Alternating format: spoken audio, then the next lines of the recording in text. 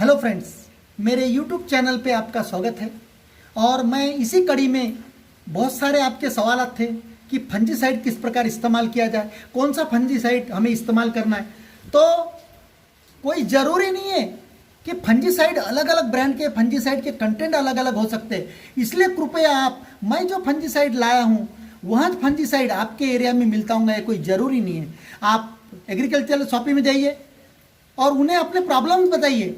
वह agriculture shoppe जो है जहाँ पर सल्फेट और पेस्टिसाइड, धान की बिजाई या अदर बिजाई मिलती है, सीड्स मिलती है, उस दुकान में आप सभी जानकारी आपको प्राप्त करने की है। किस प्रकार इसका यूज करने का है वो बराबर बता देगा। तो देखिएगा इस प्रकार, और हर प्रोडक्ट पे प्रिकॉशन लिखी होती है।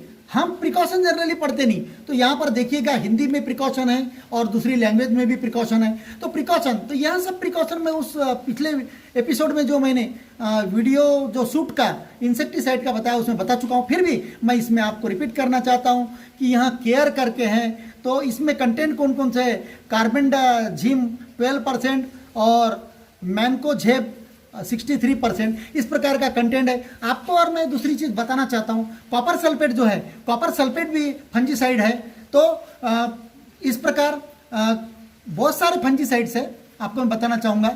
तो आप इसे इस्तेमाल करते वक्त आपको क्या करना है, तो कंसीडर करो ये कहाँ कहाँ इस्तेमाल करना है। आपका अगर से सीड जर्मिनेशन करना है, सीड लगाना है, तो सीड जो है बीजे, आप इसका घोल बना लीजिए, 1 चम्मच डाल दीजिए 1 लीटर में, और उसके बाद में वो सीड को उसमें डाल दीजिए। तो वहाँ हो जाएगा ट्रीटमेंट, 15-20 मिनट उसे रखिए उसमें। उसके बाद में सीड सॉइल में बो दीजिए, तो आपका सीड को फंगस नहीं लगेगा। ये एक है। पौधे लगाने हैं तो 1 लीटर में आप आधा चम्मच डाल दीजिए ये फंजीसाइड, और उसमें जो पौधे जो है मिर्ची के हो, भट्टे के हो, टमाटर के हो, आपकी लकड़ियाँ हैं, वहाँ भी आप डूबे दे थोड़ी देर के लिए, 10-15 मिनट के लिए, और उसके बाद में निकाल लीजिए, और उसके बाद में आप प्लांट कीजिए उसे, तो आपको फंगस नहीं लगेगा।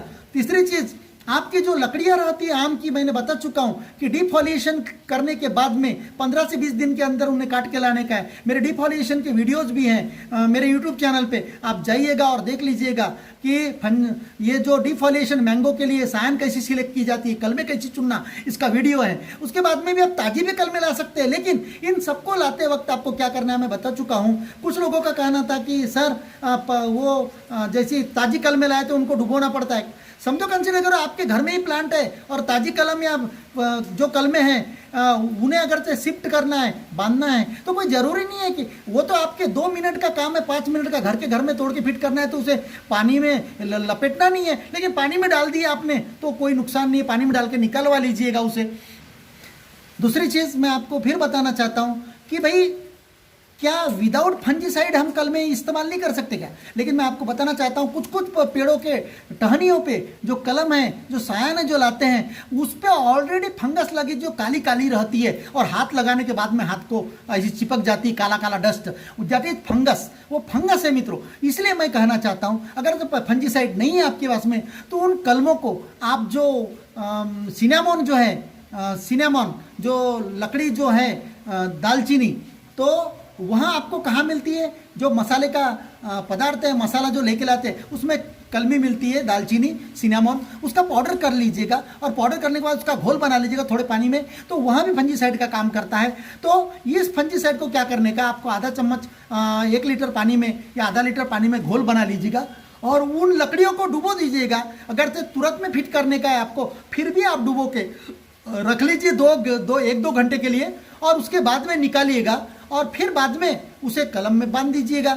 लेकिन आप अगर किसी 10 किलोमीटर, 2 किलोमीटर, 5 किलोमीटर के बगीचे से बाग से लाते हैं, तो तुरंत में जब काटते हैं तो उसका वेपराइजेशन नहीं होना चाहिए, तो उसे वहीं बाग में आप कॉटन का सूती कपड़ा लीजिए, उसको गीला कर लीजिए, उसमें लपेट लीजिएगा पूरे कलमों को। लेकिन जो कटा हुआ पार्ट है सभी कलमों का एक तरफ मिला लीजिए और उसका गट्ठा बांध लीजिएगा, और उसके बाद में उसे गीले कपड़े में लपेट कर उसे पॉलीथीन में अंदर डालिएगा, और पॉलीथीन में लाने के बाद में आप ये ट्रीटमेंट घर में आने के बाद कीजिएगा, और उसके बाद में इस्तेमाल कीजिएगा। तो दूसरा सवाल था कि सर ताजी के इस्तेमाल नहीं कर सकते, ताजी भी आप कर सकते, कोई प्रॉब्लम नहीं है, कोई ज़रूरी नहीं है। तो ऐसे कलमे अगर से आपने, ये ताजी कलमों के लिए, लेकिन अगर से आप 16 घंटे, अगर से 12 से 16 घंटे डुबो कर रखते हैं 1 लीटर पानी में, आधा लीटर पानी में आधा चम्मच डाल के घोल बनाकर, कौन था फंजीसाइड, तो फिर उसको निकालने के बाद में 12-14 घंटे के बाद में आप सूती कपड़े में, गीले कपड़े में, सूती कपड़े के गीले को इसमें लपेट कर बांध दीजिए और उसे पॉलीथीन में डाल दीजिए। और ऐसी लकड़ियों को आप कम से कम 15 से 20 दिन तक, आप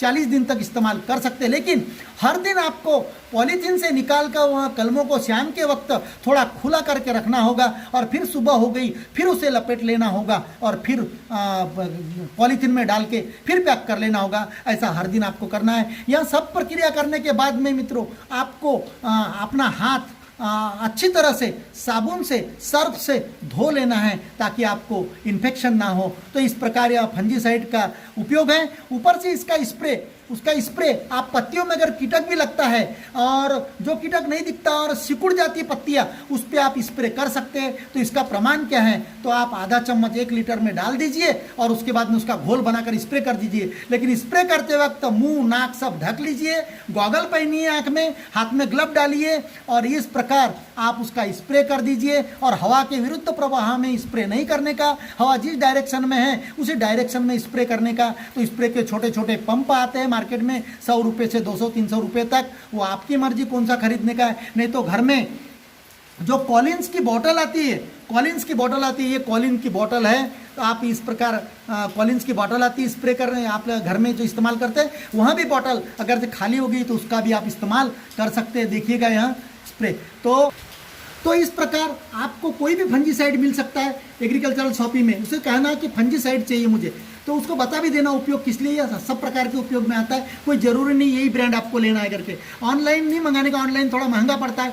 जिला प्लेस में, तालुका प्लेसेस में आपको एग्रीकल्चरल शॉपिंग मिल जाएगी। अब एक सवाल और हमारे सब्सक्राइबर का था कि सर आपकी कलमें हमेशा गीली क्यों दिखती है। मैं कलमों को गीला इसलिए रखता हूँ कि मैं बहुत दिन तक इस्तेमाल करता हूँ, 2 से 4। अभी पिछले सप्ताह में जो मैंने आपको कलमें जो बताई थी सक्सेस रेट वाली, 10 दिन के बाद में सक्सेस रेट, वहाँ कलमें 8 से 10 दिन की थी और मैंने जब लाई थी तो उनको प्रोसेस करके वही प्रोसेस फंजीसाइड में डुबो के 12 घंटे 14 घंटे रखने के बाद में, और इसलिए वहाँ आपको यानी गीली दिखती है। तो आपके यहाँ अगर घर में प्लांट होगा और वहाँ की कलमें इस्तेमाल करने की है तो तुरंत में तोड़ के आप तुरंत में फिट कर सकते हो, उसे गीला करने की कोई आवश्यकता नहीं। लेकिन आपने अगर से बाहर से लाई और 2-4 घंटे बाद में फिट करने का है तो आपको गीले कपड़े में उसे लाना ही पड़ेगा लपेट के, एक ख्याल में रखिएगा। और जब आप उस कलमें तोड़ते हो और ताज़ी कलमें लाते हो तो उसे पानी में डालने का फायदा एक है कि वो पानी खींच लेती है और उसमें एक तरोताजगी रहती है। निकालने के बाद में आप उसे स्वच्छ साफ कपड़े से पोंछ लीजिएगा और ज़्यादा का पानी उसके कलमों का, और उसके बाद में आप प्रोसेस करके उसे आप कलम कर दीजिएगा। तो आपको अगर से यह वीडियो पसंद आया हो तो लाइक कीजिएगा ताकि मेरा वीडियो आपके YouTube चैनल पे सभी के ऊपर जाए और पहले सभी की नज़र पड़े उस पर और इसका प्रसार हो। और दूसरी चीज़, आप जो आइकॉन है बेल आइकॉन, उसे क्लिक कीजिएगा ताकि आप उसे मेरे चैनल को सब्सक्राइब कीजिए और आपको नए नए नोटिफिकेशन आपको मिलते रहें। Thank you.